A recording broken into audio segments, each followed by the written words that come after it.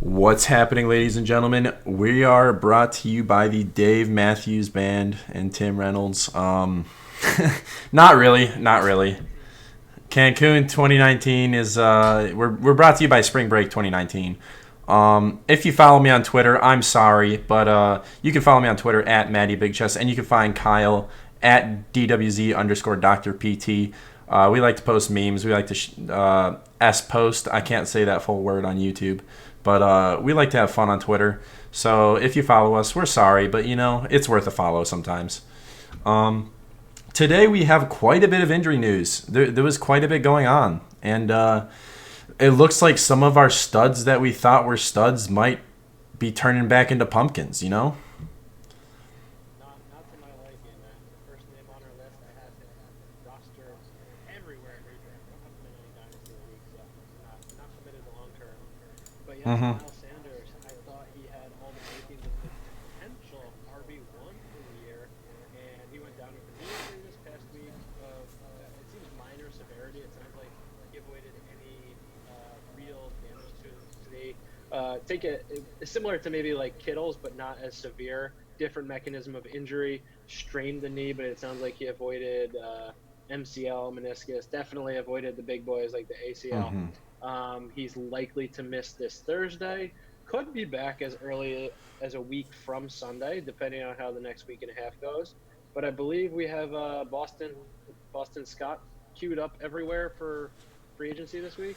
Yeah, I think it's going to be Jason Huntley as well. He's a Lions rookie that got cut, similar to Travis Fulgham, and somehow ended up on the Eagles. Super talented kid, super fast. Similar to how Ty Johnson is on now on the Jets. If you watch the Jets game, Ty Johnson had a couple nice runs, and then they pulled him for Frank Gore because that's Gase. But Miles Sanders, man, my take on Miles Sanders is that he was compared to Kamara coming into the season. He was compared to Saquon Barkley and like from Penn State because he's a Penn State back. But I always thought right now I think he's more of an Antonio Gibson than he is one of those guys. And people were paying the premium on him.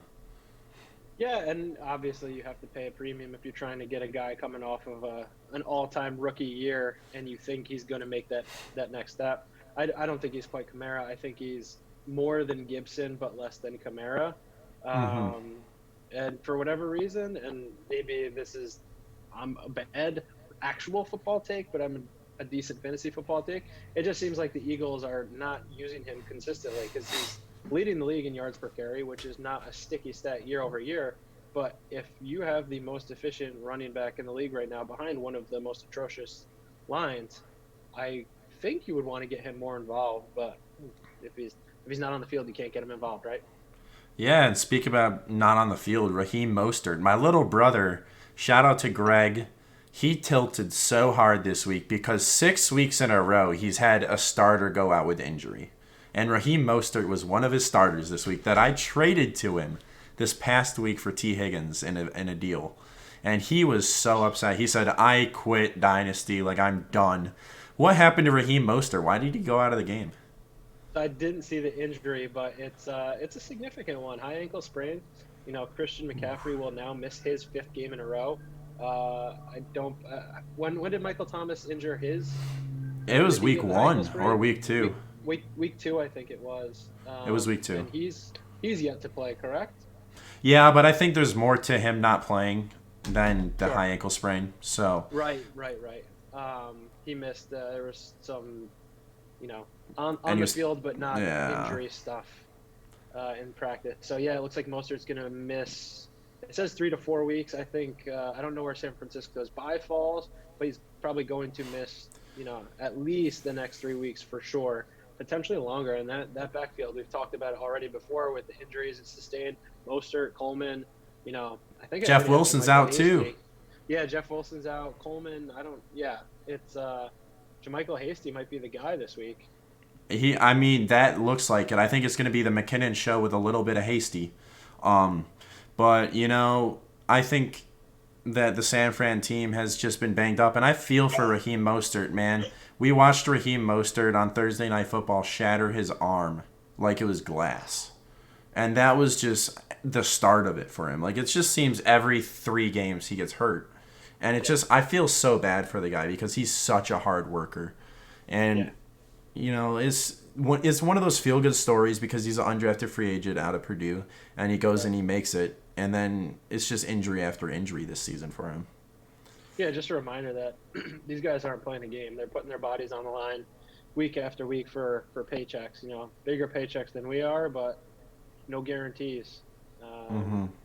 So yeah, hopefully Mustard can get healthy and have a big fantasy playoff stretch like he did last year. Yeah, man, we're praying for. I have a lot of Mostert because he's cheap, and it just sucks to have him missing some games. And I also have a lot of Devontae Parker because he was a cheap wide receiver too to acquire, and he's been out now too. Yeah, and so I don't have much information on this. Maybe it's too soon because we're only at Tuesday and we don't know what guys are doing in practice yet. But it sounds like he did something to his groin. I think the one thing I did see on it was that it happened when Miami probably had that game in hand before they even arrived in New York. If it was in New York, I don't know. Maybe it was in Miami, but that game was in Mm-hmm. hand. The second was put on the schedule apparently. So it could have been precautionary that Parker was taken out, but we'll keep an eye on this one. We'll have more on this come They do have a come bye the week. weekend. They do have a Okay, bye all week, right, so he should be healthy probably as long as it's not a bad injury. And right. the Dolphins just announced today that Tua Tagovailoa is the starter going forward. I think my hypothesis on why he's starting is they had a week 11 bye and it got moved up because of COVID. My thought was that he was going to be the starter after the bye week. I think that it just got moved forward with the COVID bye week. So I don't know if that's the correct take, but it feels like since they're playing the Texans, they own the Texans pick. Deshaun Watson is a very good quarterback who puts up a lot of points, and Fitzmagic would have to be throwing the ball quite a bit. I think that they're going to be using Tua just to try to lower that pick for them to make it a little sweeter in the offseason. Because, Yeah, and yeah. for as good as Fitzpatrick is for fantasy, it sounds like he was a little gunslingers this past weekend. Had a couple of turnovers against that Jets defense. So Hmm. maybe Tua is just looking the part in practice. And yeah, this team's 4-2, but are they 4-2 that's going to compete in that AFC East? They competed with the Pats in Week 1, so who knows? But maybe Tua is the guy. Maybe they see what Herbert and Burrow are doing in their inaugural seasons, and they think Tua could still do Yeah. that. You kind of get But the yeah, element of looking forward to that. surprise. Sorry, Yeah, you kind of get yeah, the element of surprise because it says you need 4 games for tape to actually be able to scout someone. So right. they have the element of surprise by starting Tua. And these next 4 games, I'm not sure what the stretch is, but if it's 4 hard teams and they have Tua and he goes off like Justin Herbert, then they're looking pretty. Bingo. Yeah, and another running back went down with an ankle injury, but what sounds Head, like less shoulders, knees, and severity. toes. This guy's had head, shoulders, knees, and toes injuries, man. Wait, who are we talking about? Ingram? Joe Mixon. Sorry, Oh, Ingram. I skipped Mark Ingram, but That's let's okay. go back to Mark Ingram. Let's Yeah, go back to him. Ingram sprained ankle. Harbaugh thinks he could play this weekend. I doubt they push him back too soon, so it sounds like it's going to be Gus Edwards and J.K. Dobbins backfield this week, but this is one we'll talk about. Yeah, hopefully we get the Dobbins breakout this week, just like we got the Swift breakout last week. Oh yeah, Swift breakout. I made a video on it. I touched on his receiving skills. I just did a Gibson video because it was the most requested on Twitter I was making it. But I plan on making a Dobbins video next week. So hopefully he has some good tape that I can watch and break down because I want to see him as a receiving back used heavily in the game. That'd be great. It would be All amazing right, for us let's owners. let let's go with your boy Mixon now. Yeah, the head, shoulders, knees, and toes boy. He had a head injury. He had migraines, I think, in week 1. He had a chest injury in like week 3. He had a shin injury following that week, and now he's got a foot injury. So is this man durable or what? He's still playing. I would have Giovanni Bernard stashed everywhere if I could at this point. It's funny. Like every week, I'm looking at the waiver wire in Dynasty. I'm like, Giovanni Bernard. Like I'm in FFPC league, so there's cap on the roster. It's 20. You can only have roster 20 guys. There's 3 IR spots. 22 of those as kicker and D, and you want to hang on to as many quarterbacks as you can. So every week I would look at my roster and be like, I wish I could squeeze Bernard in there. No, I'm going to be kicking myself because at some point it could be Bernard's job. But Mixon went back into the game with what was deemed a foot or toe injury. Um, so definitely one to just monitor. Like we said, stash Bernard, and I got my fingers crossed for Mixon. I got him in a couple spots, but otherwise, be ahead of the game, guys. Yeah, definitely with Mixon, it's kind of a sketchy situation. He left the game and then he came back in the game. I think he had a touchdown or two, but he had a decent game for being hurt with a foot injury to come back in. Mm-hmm. And then, another guy who is a large part of people's fantasy rosters, regarded as the tight end 3 or 4, depending on who you're talking to, was Zach Ertz. And Zach Ertz, already without Dallas Goedert, got hurt. Yeah, yeah. Ertz, I believe, is an ankle injury, and he's already set to miss 3 to 4 weeks, I believe, too. I think I read today that Goddard is eligible to come off the IR, so that might be a nice. At least the Eagles, they space their injuries nicely from position to position. So as one guy gets taken out, another comes back in. I think D-Jax should be back. Fulgham's looked good.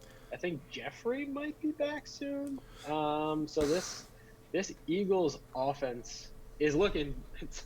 It looks different every week. So hats off to Carson Wentz. He's been probably heavily criticized, unjustly at this point in the year. He's not putting up terrible numbers, but he's got an O-line that's constantly banged up. He's got a bunch of Bush League receivers. Hey! Don't you call Travis Fulgham Bush League? Yeah, John Hightower is Bush League. Travis Fulgham. He's PBR League, not quite Bush League. I just want to give you this little stat about Fulgham. The last wide receiver to have 3 touchdowns in his debut as an Eagles wide receiver was Terrell Owens. Ooh, I like me a T.O. Going back to 2004. Touchdown machine. Travis Fulgham. He's been amazing for me. I've played him 2 weeks in a row. 2 weeks in a row of goodness, man. So hopefully with Deshaun Jackson coming back that it stays Fulgham because he's been playing big slot. And Carson Wentz loves to pass to the big slot, man. So this man, Travis Fulgham, going on a tangent here, he shields his body the same way Larry Fitzgerald does. It's not comparing. I'm not comparing him to Larry Fitzgerald. I'm not comparing him to one of the best wide receivers of all time. But the way he goes up and catches the ball, he positions his body perfectly when he's running over the field to make a grab. So that's why I love Fulgham. I think Carson Wentz has full trust in Fulgham as well. It's Fulgham show there. Matt, is it too late in this take for a Fulgham? I barely even know him joke. No, I've not heard that one before. That's the joke. Fulgham, I barely even know him. Anyway, on that note, let's just move the fuck on from Philly. Let's go back to another Philly team. Pennsylvania team, and the Pittsburgh Steelers. They lost their middle linebacker Devin Bush, and that's a big loss for that defense that was really humming along together with the 2 outside linebackers, T.J. Watt and Bud Dupree, who's had a breakout year. Missing Devin Bush is definitely going to hurt their pass rush, I think. Yeah, I think it'll hurt. They're pretty stout in the run game too, and I don't know how you necessarily discern who's involved in what, but linebackers, I would say, are probably involved in both. So it'll be interesting to see if the Steelers' defense. Look, they've been good against, their defense has been good against the rush and the pass. So it's gonna hurt him. He's the middle linebacker. I don't know if he's necessarily like the quarterback on defense because is this his sophomore year or is his rookie year? Second. Yeah. And to go off on a little bit of a tangent, I'm always trying to think about like what we can do during these YouTube videos that can be different than what these other guys are putting on Twitter. And I was like, Devin Bush went down with an ACL, and Taylor Lewin we'll get to next. He went down with an ACL. We're gonna, I think we're gonna get more non-fantasy guys with their fantasy impacts in here.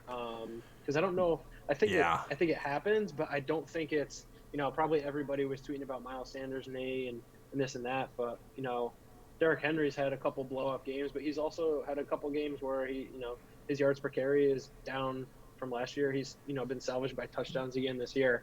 Taylor Lewin or Lavin, I don't know how you pronounce it. Lewan. Mm-hmm. It's a little Lawan. fancy. Uh, he's the left tackle of the Tennessee Titans, and he tore his ACL. So it will be interesting to see how that affects both the run game and the passing game. Left tackle's most important player on the field for a right-handed quarterback. That's The Blind Side, guys. I don't know if you saw that wonderful movie. That's just okay. And the sad thing is they let go Jack Conklin, who could have switched to left tackle. So they let him walk in free agency. So what's their left tackle situation going to be? I don't know, but Yeah. I think if anyone, this helps Derrick Henry more than anyone else because it's going to be more focused on ground and pound because Tannehill's not going to have the time to drop back and pass like he used to. Taylor Lewan was a great left tackle, one of the best in football. I mean, character concerns are there, but he's one of the best left tackles in football, and that's the stats. They're going to be missing him greatly, I think that this hurts Ryan Tannehill. I think that this hurts A.J. Brown. I think that they're going to have to be switching it up and going a little short yard passing situations, more screen plays, and more Derrick Henry involved. And Derrick Henry's yards per carry might be low, but he gets those opportunities. Like he gets like 20 to 30 carries per game, enough to where he can get 100 yards and 2 touchdowns. And Yeah. Derrick Henry showed that this last week. Derrick Henry ripped off a 94-yard run and looked like a total man. King Henry might be King Henry again. Yes, and that's crazy to think that he went over 2,000 yards and no rusher who had 2,000 yards had a good season after, and he's still putting up these numbers. I think that shows that he's just been so motivated with all this COVID stuff that's been going on with Tennessee that he got some fresh legs with that early bye week, and now he's gonna be pretty much dominating those games because they like to control clock. So For sure.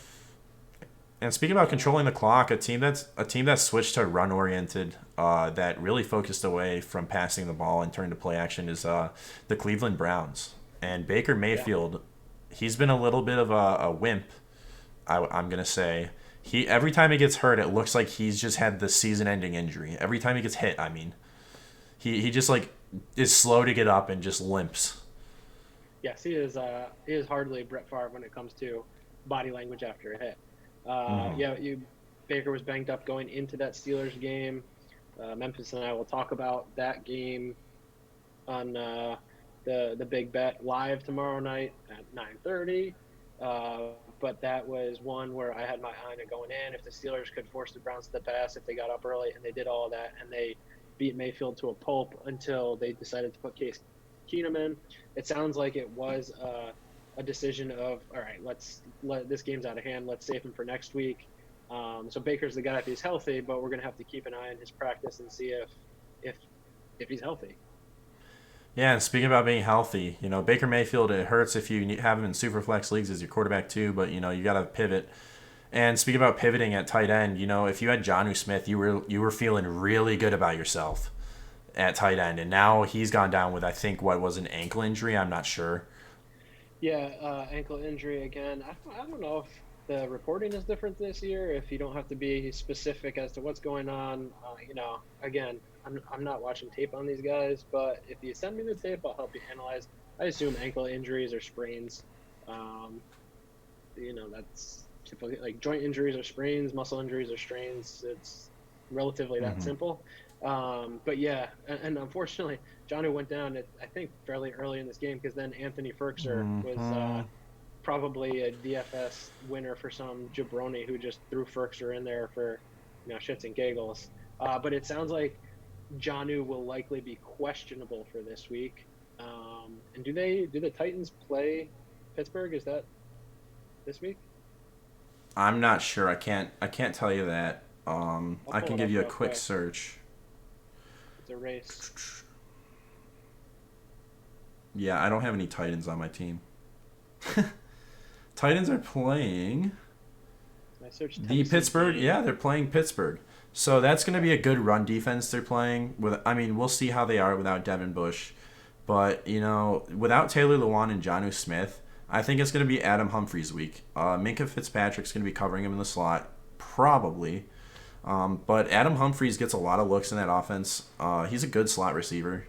He's not crazy athletic. He's more like Hunter Renfrow.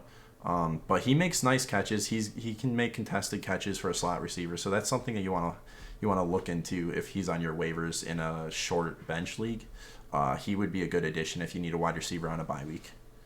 I like that. I might also consider him in some DFS this week because I'm sure his price will be dirt cheap everywhere. And we'll talk about it on the big bet. But there are some dirt cheap guys like I think that's going to be one of my takes or attempted takes every Wednesday.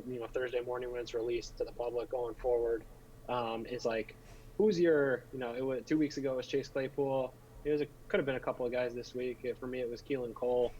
Who's that diamond in the rough, or a couple diamonds in the rough? Because I'll tell you one thing: if I'm going DFS going forward, tight end, I think I'm just gonna put Travis Kelce in there every week. Every week the Chiefs are playing Kelce, and then go from there. Because I'm sick of trying to guess if it's I thought maybe Robert it's Tonyan week or a Jonnu Smith week, or Robert, So I think it's time to just go chalk with tight end and maybe figure out. I think the way to go is chalk with tight end and running back. At least you should go T.J. Hawkinson this week. I would look T.J. Hawkinson this week. They're playing Atlanta. And, T.J. Hawkinson had a touchdown the last game. He's been targeted quite a few times.